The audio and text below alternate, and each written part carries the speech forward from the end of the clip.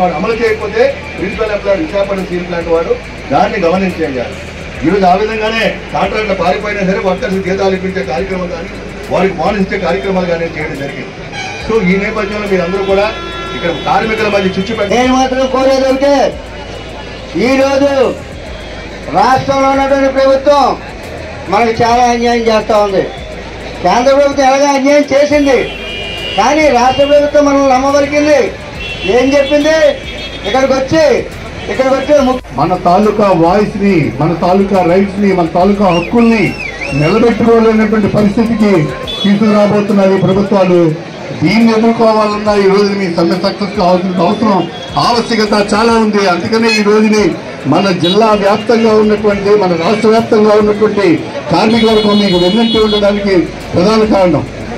ఎందుకంటే ఆ చట్టాలు వచ్చాయంటే అసలు కార్మిక వర్గం నిలబడలేనటువంటి పరిస్థితి.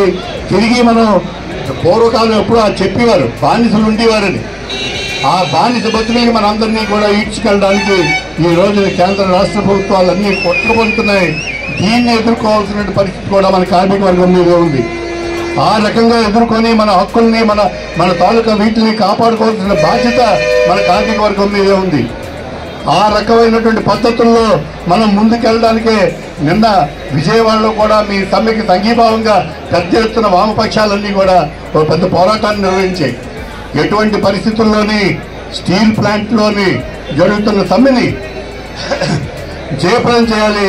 ఇమీడియట్ గా రాష్ట్ర ప్రభుత్వం కలుగజేసుకొని దీన్ని విత్డ్రా చేయాలి, మేనేజ్మెంట్ మీద ఒత్తిడి తేవాలి, కేంద్ర ప్రభుత్వం మీద ఒత్తిడి తేవాలి అని నిర్ణయించడం అనేది జరిగింది. ఆ రకంగా నేను మొత్తం రాష్ట్ర వ్యాప్తంగా కూడా మీకు సంఘీభావంగా ఉన్నారు. ఇటువంటి నేపథ్యంలో మీరు చేస్తున్న సమ్మె సక్సెస్ కావాలని, డెఫినెట్గా మీరు సక్సెస్ అవుతారని, తీసేసినటువంటి 2000 మందిని కూడా తిరిగి విధుల్లోకి తీసుకుంటారు. తీసుకునేదాకా కూడా మన సమ్మె కొనసాగుతుంది.